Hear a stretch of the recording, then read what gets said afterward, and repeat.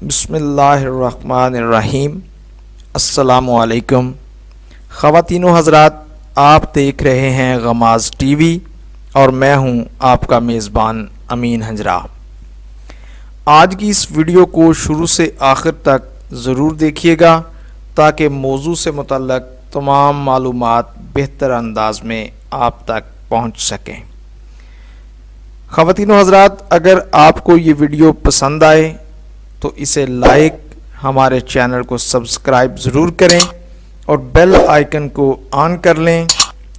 ناظرین، ارشاد باری تعالیٰ ہے ومن کالا بہی سدے کا، جو شخص قرآن کریم کے مطابق بات کرے گا اس کو جھٹلایا نہیں جا سکتا بلکہ اس کی تصدیق کی جائے گی۔ ومن عامل بہی اوجرا، اور جو شخص قرآن پر عمل کرے گا اس کو عظیم ترین اجر و ثواب سے مالا مال کیا جائے گا۔ ومن حاکم بہی عدلا، اور جو شخص قرآن کریم کے مطابق لوگوں کے درمیان فیصلہ کرے گا وہ کبھی ناانصافی نہیں کر سکتا بلکہ حق کے مطابق عدل و انصاف کے ساتھ فیصلہ کرے گا۔ ومن دعا الیہ ہدی الی صراط مستقیم، اور جو شخص لوگوں کو قرآن پر ایمان اور اس کے احکامات پر عمل کی دعوت دیتا ہے تو خود اسے صراط مستقیم پر چلنے کی توفیق ہوتی ہے، اور جن لوگوں کو وہ دعوت دیتا ہے وہ بھی صراط مستقیم پر چلنے لگتے ہیں۔ ناظرین، حضرت عمر رضی اللہ تعالی عنہ نے فرمایا کہ رسول اکرم صلی اللہ علیہ وآلہ وسلم نے ارشاد فرمایا، جس کا ترجمہ ہے اللہ تعالیٰ اس کتاب یعنی قرآن کریم کے ذریعے بہت سی قوموں کو اونچا اٹھاتے ہیں اور دوسری قوموں کو اس پر عمل نہ کرنے کی وجہ سے نیچے گراتے ہیں۔ ناظرین، تاریخ شاہد ہے کہ جب تک مسلمان قرآن پاک کی پاکیزہ تعلیمات اور ارشادات نبوی صلی اللہ علیہ وآلہ وسلم پر زندگی کے تمام شعبوں میں عمل کرتے رہے، اللہ تعالیٰ نے مسلمانوں کو ایسی ترقی اور ایسا عروج عطا فرمایا جس کی نظیر پیش کرنے سے تمام اقوام عالم قاصر ہیں، اور آج مسلمان کتاب و سنت کو چھوڑ کر ذلیل و خوار ہو رہے ہیں۔ ناظرین، حضرت علی کرم اللہ وجہ الکریم سے مروی ہے کہ آپ نے رسول اللہ صلی اللہ علیہ وآلہ وسلم کو فرماتے سنا، اے لوگو آگاہ ہو جو ان قریب ایک فتنہ برپا ہونے والا ہے۔ حضرت علی رضی اللہ تعالی عنہ بیان کرتے ہیں کہ میں نے کہا، یا رسول اللہ صلی اللہ علیہ وآلہ وسلم، اس فتنہ سے چھٹکارے کی راہ کیا ہے؟ اس پر آپ صلی اللہ علیہ وآلہ وسلم نے ارشاد فرمایا، اس سے حفاظت کا ذریعہ قرآن کریم ہے، اس کے اندر تم سے پہلے لوگوں کے حالات کا ذکر ہے اور تمہارے بعد قیامت تک آنے والے امور اور حالات کی خبر ہے، اور تمہارے باہمی معاملات کے فیصلہ کا حکم اس میں موجود ہے، اور قرآن کریم حق و باطل کے درمیان فیصلہ کرنے والی کتاب ہے، اور اس میں کوئی بات مذاق کی نہیں ہے۔ جو شخص غرور اور فخر کی وجہ سے قرآن پاک کو ترک کر دیتا ہے اللہ تعالیٰ اس کو ہلاک اور برباد کرتا ہے، اور جو شخص قرآن کریم کے علاوہ کسی اور چیز میں ہدایت ڈھونڈتا ہے اللہ اس کو گمراہی میں مبتلا کر دیتا ہے۔ ناظرین، قرآن کریم اللہ تعالیٰ کی مضبوط ترین رسی ہے اور وہ حق تعالیٰ کو یاد دلانے والی کتاب ہے، حکمت و دانائی عطا کرنے والی ہے، اور وہی سیدھا راستہ ہے، اور وہ ایسی کتاب ہے کہ اس کے اتباع کے ساتھ خواہشات نفسانی حق سے ہٹا کر دوسری طرف مائل نہیں کر سکتی۔ اس کے علوم سے علماء کی تشنگی نہیں بجھتی، وہ کثرت استعمال اور بار بار تکرار سے پرانا نہیں ہوتا، اور اس کے عجائبات ختم نہیں ہوتے۔ ناظرین، قرآن پاک ایسا کلام ہے کہ جب جنات نے اس کو سنا تو بلا توقف کہا کہ ہم نے ایک عجیب و غریب قرآن سنا ہے جو ہدایت کا راستہ دکھلاتا ہے، لہٰذا ہم اس پر ایمان لے آئے، اور جو قرآن کے مطابق بات کرے اس کی تصدیق کی جاتی ہے، اور جو قرآن پر عمل کرے اس کو عظیم ترین ثواب دیا جاتا ہے، اور جس نے قرآن کے مطابق فیصلہ کیا اس نے انصاف کیا، اور جو قرآن کریم کی طرف لوگوں کو بلاتا ہے اس کو سیدھے راستہ کی توفیق بخشی گئی۔ فیہ نابع ما قبلکم، قرآن کریم کے اندر پچھلی قوموں اور پچھلی امتوں کے اچھے برے واقعات اور احوال کا ذکر ہے۔ ناظرین، قرآن کریم میں حضرت آدم علیہ السلام اور ان کے بیٹے قابیل اور حابیل کا واقعہ ہے، حضرت ادریس علیہ السلام کے احوال ہیں، حضرت نوح علیہ السلام اور ان کی قوم کے واقعات ہیں، حضرت ابراہیم علیہ السلام اور نمرود کا واقعہ ہے، حضرت لوط علیہ السلام اور ان کی قوم کا واقعہ ہے، حضرت ہود علیہ السلام اور قوم عاد کے واقعات ہیں، حضرت صالح علیہ السلام اور قوم سمود کے واقعات ہیں، حضرت یونس علیہ السلام کا واقعہ ہے، حضرت ایوب علیہ السلام کا واقعہ ہے، حضرت اسماعیل علیہ السلام کا واقعہ ہے، حضرت اسحاق علیہ السلام کا واقعہ ہے، حضرت یعقوب علیہ السلام کا واقعہ ہے، حضرت یوسف علیہ السلام اور ان کے بھائیوں کا واقعہ ہے، حضرت یوسف علیہ السلام اور عزیز مصر کا واقعہ ہے، حضرت موسیٰ علیہ السلام اور فرعون کا واقعہ ہے، حضرت داؤد علیہ السلام اور حضرت سلیمان علیہ السلام کے احوال درج ہیں، حضرت موسیٰ علیہ السلام اور حضرت خضر کا واقعہ ہے، اصحاب کاف اور ذوالقرنین کے واقعات ہیں، حضرت مریم اور حضرت عیسیٰ علیہ السلام کے واقعات ہیں، قارون، حمان، شداد اور ظالم بادشاہوں کے واقعات۔ غرض ہر قوم کے ہر قسم کے اچھے برے بے شمار واقعات قرآن مجید میں موجود ہیں، جن کو پڑھ کر لوگ سبق حاصل۔ ناظرین، کہیں مسلمانوں اور کفار کے واقعات اور اپنی قدرت کاملہ کا ذکر کرتے ہوئے اللہ رب العزت نے ارشاد فرمایا، جس کا ترجمہ ہے بے شک اس میں بصیرت والوں کے لیے بڑی عبرت کی بات ہے، اور کہیں حضرت یوسف علیہ السلام اور ان کے بھائیوں کے واقعات کا ذکر کرتے ہوئے ارشاد فرمایا، یقیناً ان کے واقعات اور قصوں میں عقل مند لوگوں کے لیے بڑی عبرت ہے، اور کہیں حضرت موسیٰ اور فرعون کے واقعہ کا ذکر کرتے ہوئے اللہ تعالیٰ قرآن پاک میں ارشاد فرماتے ہیں، یقیناً اس میں ڈرنے والوں کے لیے بڑی عبرت ہے۔ وَحُکُمَ مَا بَيْنَكُمْ، قرآن کریم کے اندر تمہارے بعد پیش آنے والے واقعات، قیامت کی علامات اور قیامت کے احوال کا ذکر ہے، حساب و کتاب،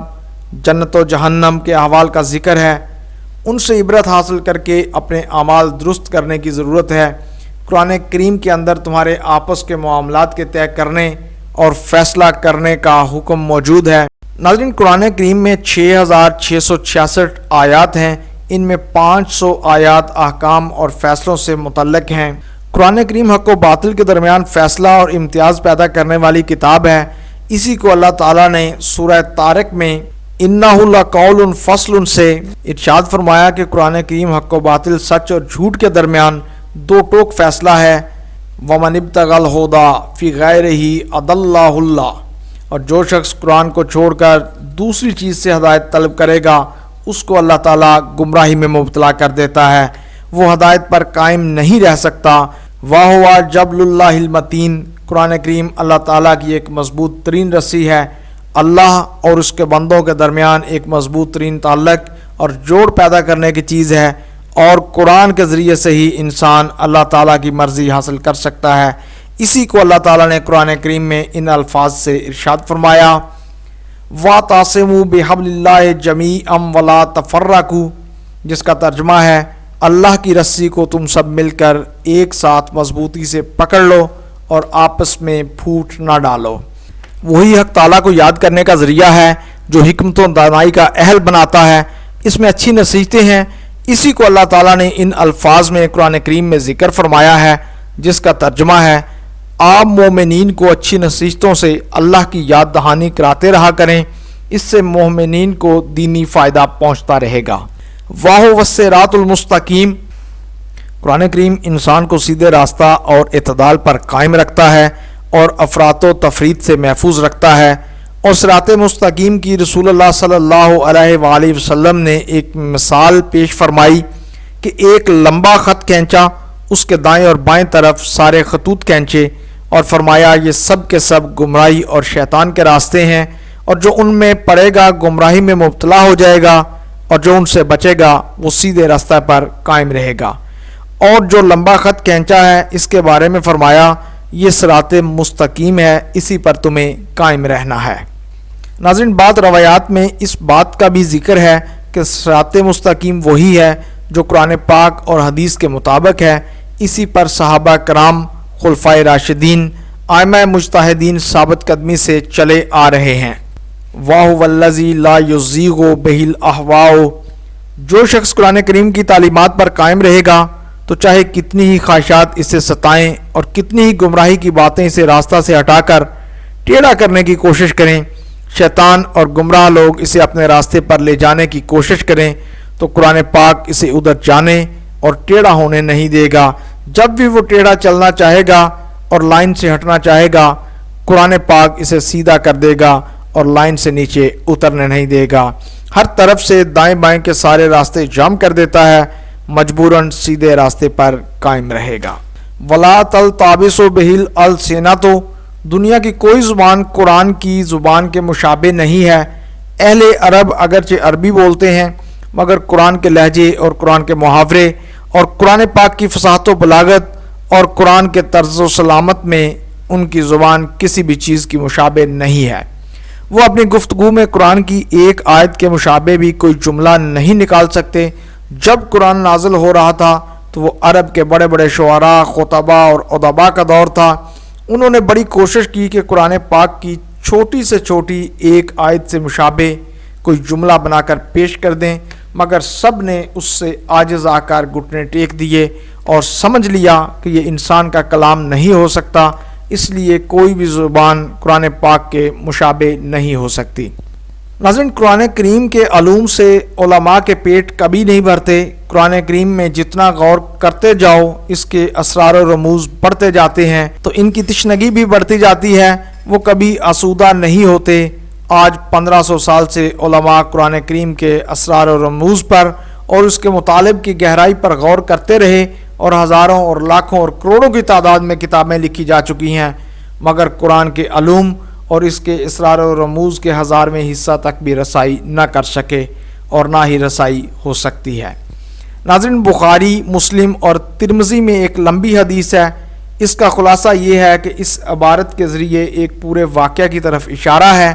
کہ زمانہ اسلام سے پہلے شیاطین آسمانوں میں جا کر وہاں کی باتیں لا کر کاہنوں کو پیش کرتے تھے، پھر کاہن لوگ اس میں کچھ بڑھا چڑھا کر لوگوں کے سامنے پیش کرتے تھے اور کاہن لوگ جو پیشن گوئیاں کیا کرتے تھے۔ جب اللہ تعالیٰ نے آپ صلی اللہ علیہ وآلہ وسلم کو مبعوث فرمایا اور قرآن کریم کے نزول کا سلسلہ شروع ہو گیا تو شیاطین پر آسمان میں جانے پر پابندی لگا دی گئی۔